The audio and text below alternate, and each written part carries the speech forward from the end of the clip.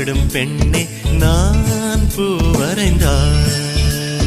தீ வந்து விரல் சுடும் பெண்ணே நான் தீ வரைந்தார்.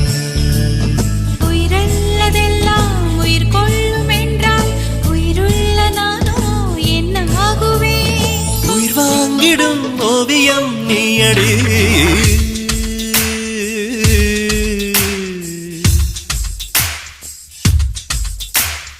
பூவாசம் புறப்படும் பெண்ணே நான் பூ வரைந்தார்.